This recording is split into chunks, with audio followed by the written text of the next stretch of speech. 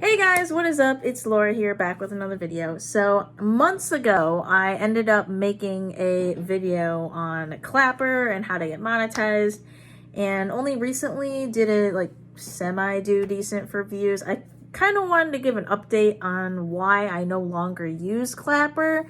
So basically what happened was my friend introduced me to Clapper when I was kind of getting frustrated at TikTok as to why I wasn't doing like decent.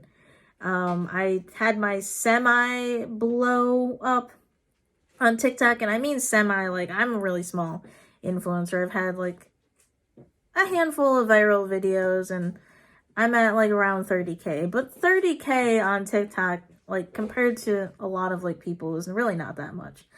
So she told me, hey, you should use Clapper. Like my views on Clapper are significantly better than TikTok. So I took her advice. I started uploading my old TikToks onto Clapper, and I have not been on for probably months now.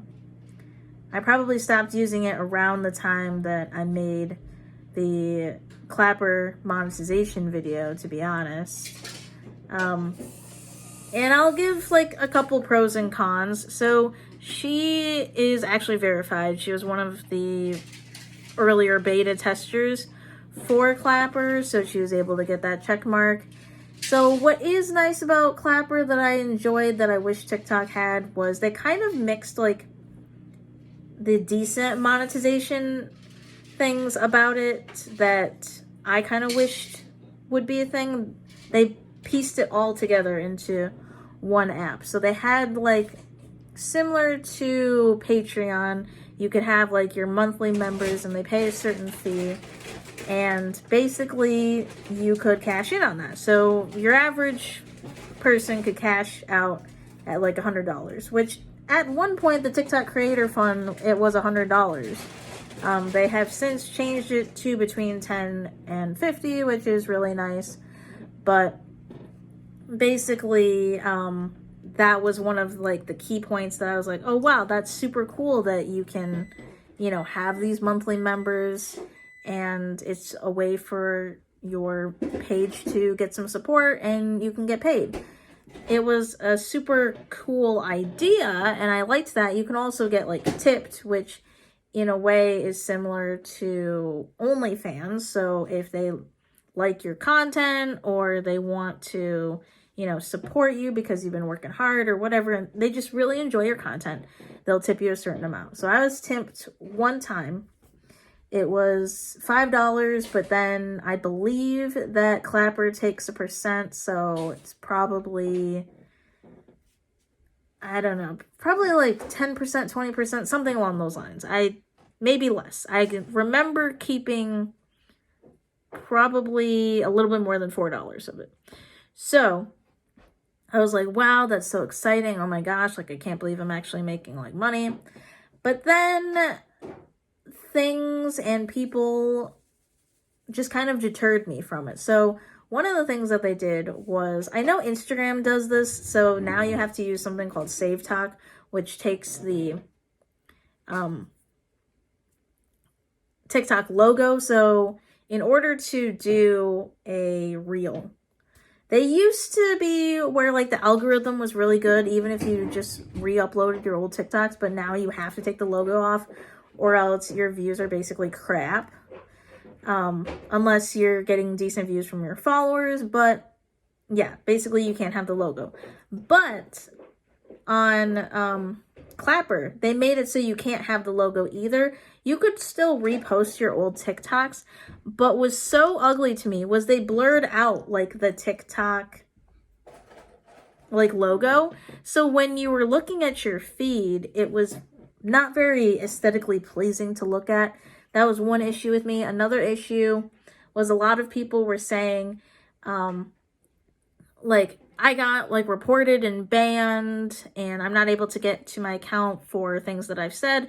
And it wasn't even anything serious. It was more so differing governmental things. And personally, I didn't even really, some people were saying that the whole point of Clapper was that people who had a different orientation when it came to their governmental stances. That's the reason, or that's what lured them into joining in the first place. I wanted it as possibly a separate lucrative alternative to TikTok, but it just never like came for me for that.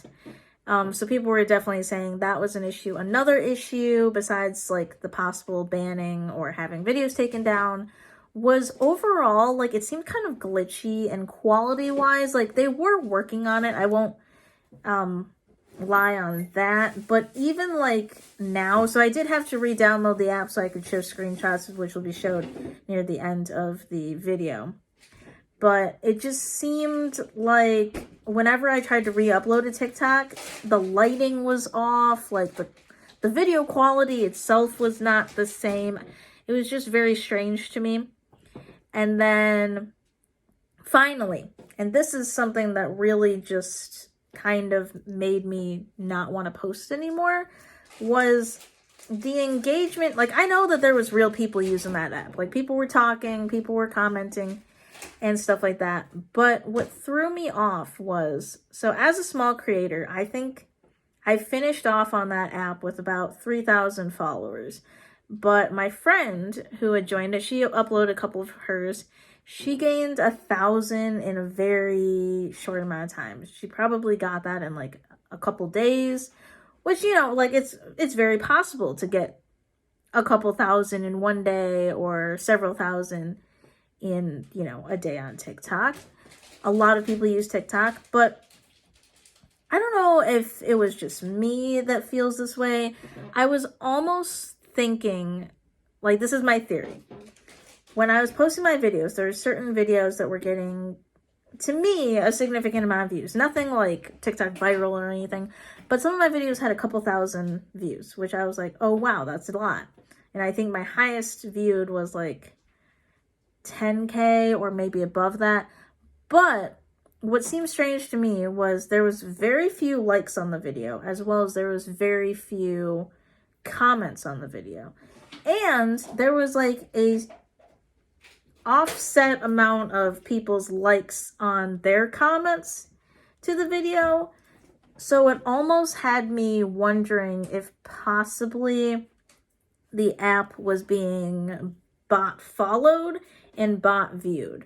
So I was under the assumption that my 3,000 followers, that most of them weren't even real, that I wasn't actually interacting or having 3,000 people be like, yes, that's content I want to watch.